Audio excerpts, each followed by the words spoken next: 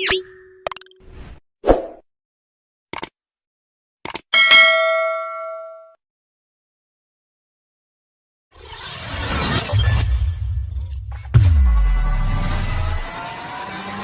menentu.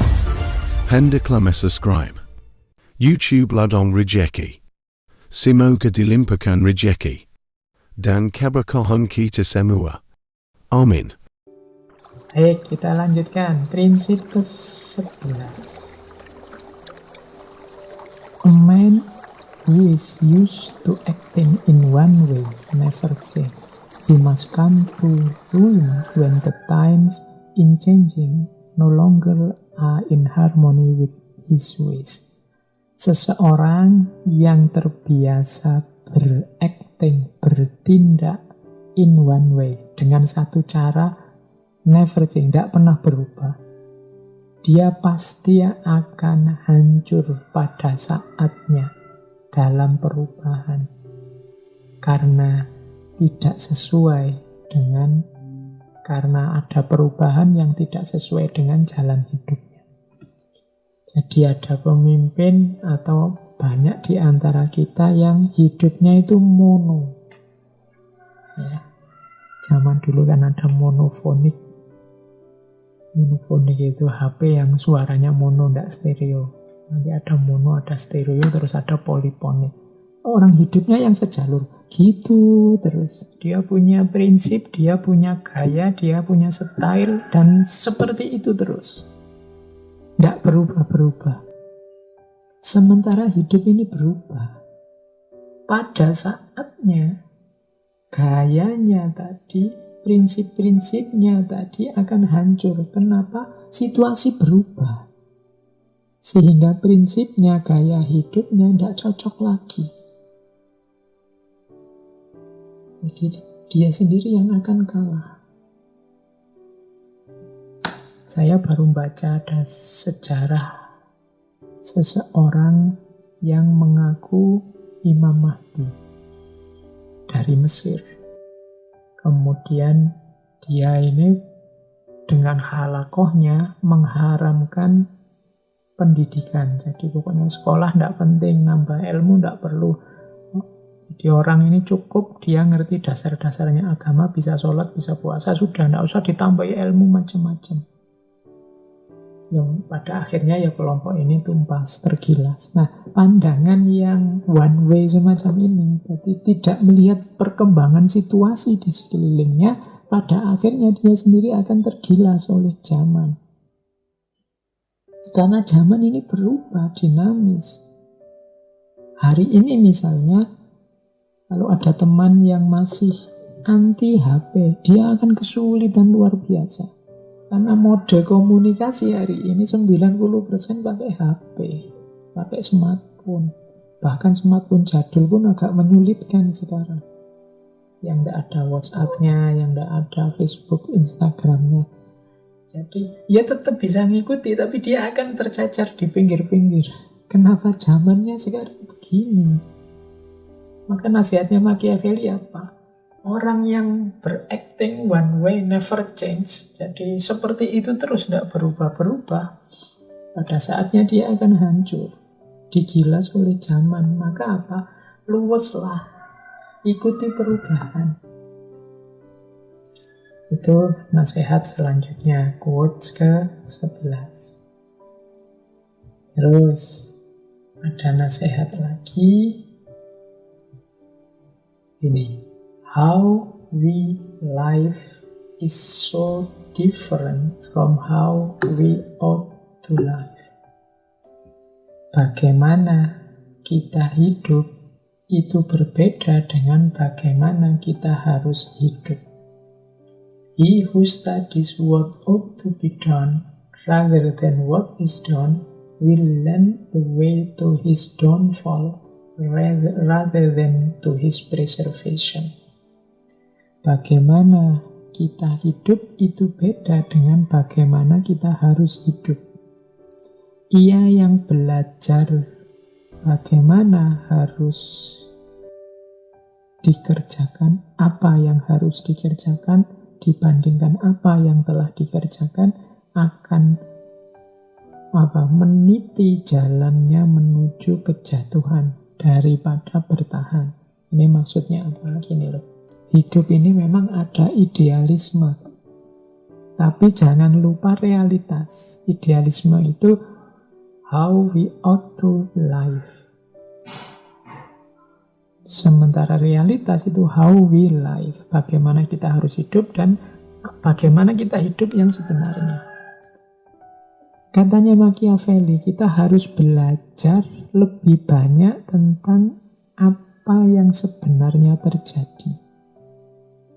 Bukan apa yang seharusnya terjadi. Ideal-ideal itu penting. Tapi kita harus lebih banyak belajar dari kenyataan. Karena banyak ideal ya dia tersisa jadi ideal. Tidak bisa diterapkan, tidak bisa dijalankan. Kalau kita fokus pada ideal-ideal terus, melupakan hidup yang nyata, yang sebenarnya, katanya Machiavelli, kita sedang meniti jalan menuju kejatuhan kita sendiri. Mengapa kita tidak kompatibel dengan zaman? Kita tidak nyambung dengan situasi sehari-hari. Jadi, maka ayo banyak belajar tentang apa yang sudah terjadi. Dari situ kita dapat banyak pelajaran. Apa tidak boleh, Pak? Punya ideal-ideal? Boleh. Punya prinsip-prinsip ideal? Boleh, tapi jangan lupa realitasnya. Ya memang yang paling bagus kombinasi ya. Punya ideal tapi juga bisa negosiasi, bisa dialog dengan kenyataan. Jangan ideal saja dan kenyataan saja. Karena dua ini nanti kalau tidak hati-hati kan dua-duanya jadi ekstrim. Orang yang berpikir ideal, idealis saja. Kalau tidak hati-hati ya nanti ada di kubu idealisme. Yang ini hidupnya jadinya ahistoris.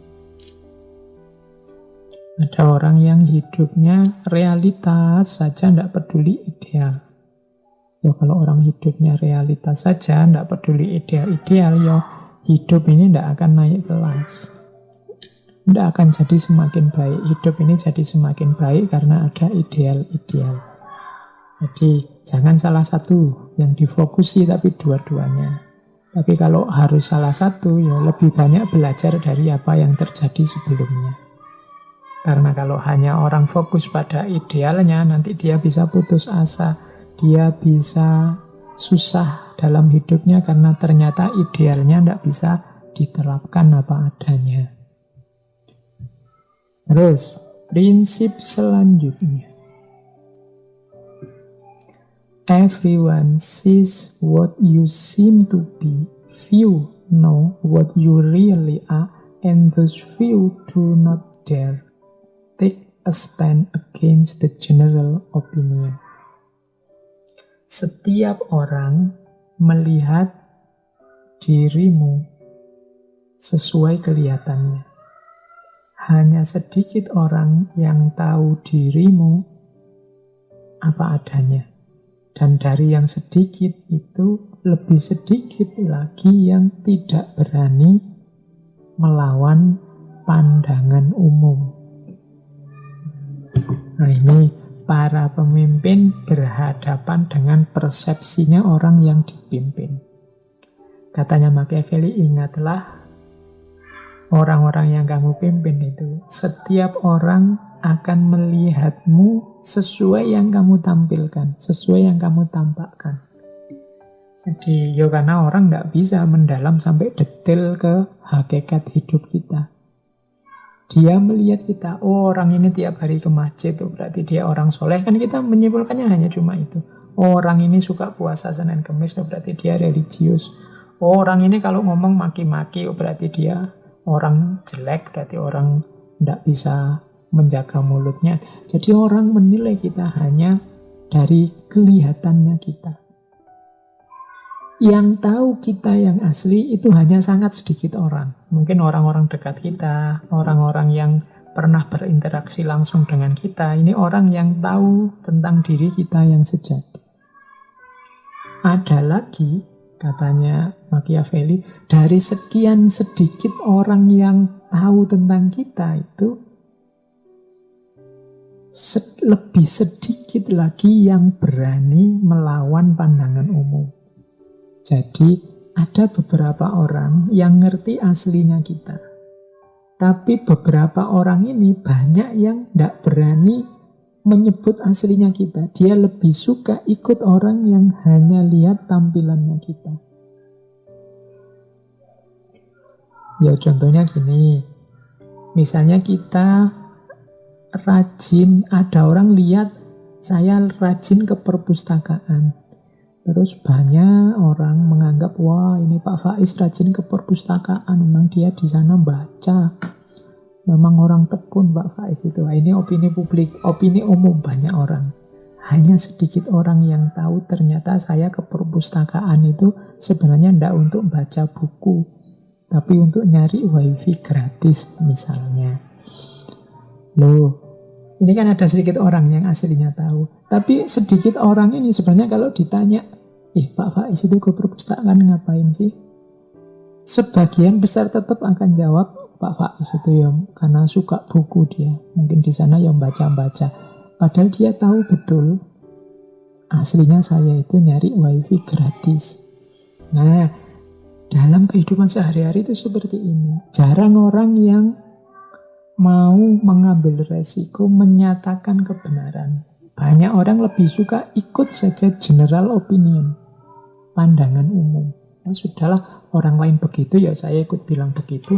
Males nanti kalau saya ngomong lain ditanya macam-macam. Males nanti kalau saya sampaikan yang benar nanti malah ada masalah. Nah, sebagai seorang pemimpin kita harus ngerti situasi yang semacam ini. Jadi orang itu ternyata hanya melihat tampilan kita, kemudian hanya sedikit yang tahu aslinya kita, dan yang terakhir, orang yang tahu pun sebenarnya juga males. Kalau ingin mengungkap, dia lebih suka ikut saja pandangan umum. Nah, sebenarnya quote ini nanti nyambung dengan quote selanjutnya. Appear as you may wish to be. Jadi tampillah seperti apa yang engkau inginkan. Kenapa orang itu hanya lihat tampilanmu? Katanya Machiavelli. Kalau kamu ingin dianggap orang religius, terus pokoknya kamu rajin ke masjid. Bawa sajadah, bawa tasbih, pakai baju yang meledet seperti santri-santri, rajin ke kamu akan dianggap religius. Kalau kamu ingin dianggap intelektual, ngomong pakai bahasa-bahasa intelektual. Nanti lama-lama kamu dianggap orang pintar. Kalau diskusi, gayanya kamu ngomong, wah, seperti yang saya baca di bukunya Aristoteles, seperti yang saya kutip dari pandangannya Michel Foucault, kamu akan dianggap intelektual. Appear as you may wish to be. Kalau ingin dianggap dermawan, nah sudah, tampil, bantu orang, bawa kamera, kemudian viralkan. Appear as you may wish to be. Kalau kamu ingin dianggap orang yang peduli dengan lingkungan, ya tampillah, misalnya tiba-tiba ke tengah jalan kamu bantu pasukan-pasukan penyapu jalan itu, kamu ikut nyapu, kamu ikut bersihkan, tapi jangan lupa kameranya untuk disuting. Appear as you may wish to be. Kenapa? Orang lebih melihat itunya. Bahkan orang yang tahu aslimu pun juga malas ngomong aslinya, yang diomongkan selalu ikut yang lain saja. Ini strateginya pemimpin, katanya Machiavelli. Ya silahkan teman-teman direnungkan kira-kira tepat tidaknya atau momennya cocok apa enggak kita menjalankan ini. Oke. Terakhir, sebenarnya masih banyak yang bisa kita angkat dari gagasan-gagasan quote-quote Machiavelli, tapi pertimbangan waktu kita cukupkan saja. Yang terakhir ini ada pandangan unik dari Machiavelli, yaitu tentang manusia secara umum. Men are so simple of mind and so much dominated by their immediate needs that a deceitful man will always find plenty who are ready to be deceived. Manusia itu pikirannya itu sering pendek, nalarnya ndak panjang, dan lebih banyak didominasi oleh kebutuhan-kebutuhan sesaat, kebutuhan-kebutuhan langsung. Oleh karena itu, seorang penipu akan selalu menemukan banyak orang yang siap untuk ditipu. Katanya Machiavelli, ingat-ingatlah wahai pemimpin, orang-orang itu pikirannya ndak panjang. Mereka lebih banyak didominasi oleh kebutuhan-kebutuhan singkat praktis. Ya kalau hari ini biasanya kan kebutuhan praktis itu tidak jauh-jauh dari uang dan sekitarnya. Kasih bantuan yang butuh makan, kasih bantuan untuk makan, yang butuh sekolah, kasih bantuan untuk sekolah, yang butuh. Oh ya, ada kebutuhan-kebutuhan sesaat. Kebutuhan-kebutuhan langsung, immediate need. Ini bisa dipakai sebagai jalan untuk mendominasi mereka, untuk menaklukkan mereka. Gampang kok menaklukkan mereka itu. Kalau kita di Indonesia kan banyak kasus-kasus ya, misalnya ini menjelang pilkada misalnya. Itu biasanya yang pinter-pinter ngerti psikologinya masyarakat kan terus bagi-bagi sembako, bagi-bagi uang, buka pengobatan gratis, buka bantuan apa, bantuan ini, bantuan itu. Itu immediate need. Ini bisa dimanfaatkan oleh para pemimpin, katanya Machiavelli. Ini saya tidak tahu cocok tidaknya menurut teman-teman, tapi Machiavelli menasehati jalan praktis, pragmatis untuk menguasai masyarakat adalah immediate needs, kebutuhan langsungnya mereka. Itulah mengapa, katanya Machiavelli, kalau pemimpin ini penipu, deceitful man, seorang penipu itu selalu menemukan orang yang mudah ditipu. Kenapa? Psikologinya orang nyari keuntungan sesaat, nyari kebutuhan sesaat.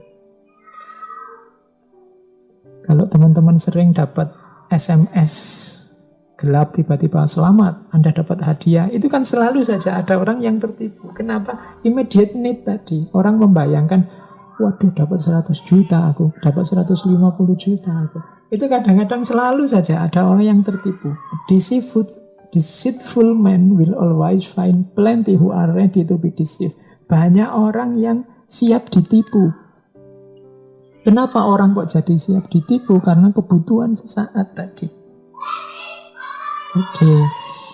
Oh, ini psikologi masyarakat sejak zaman dulu sampai hari ini selalu begini. Janjikan saja kebutuhan-kebutuhan konkret mereka, meskipun itu kebutuhan sesaat, mereka pasti mau. Inilah jiwa-jiwa yang siap untuk ditipu. Itu nasihatnya Machiavelli. Baik, saya kira itu ya teman-teman sesi kita malam hari ini tentang Machiavelli dalam aspek prinsip-prinsip leadership-nya yang mungkin bisa kita ikuti dan kita ambil manfaat. Meskipun saya tahu tidak semua prinsip bisa diterapkan oleh teman-teman karena situasi setiap orang kan beda-beda. Tapi paling tidak malam hari ini wawasan kita bertambah tentang gagasan-gagasannya Machiavelli.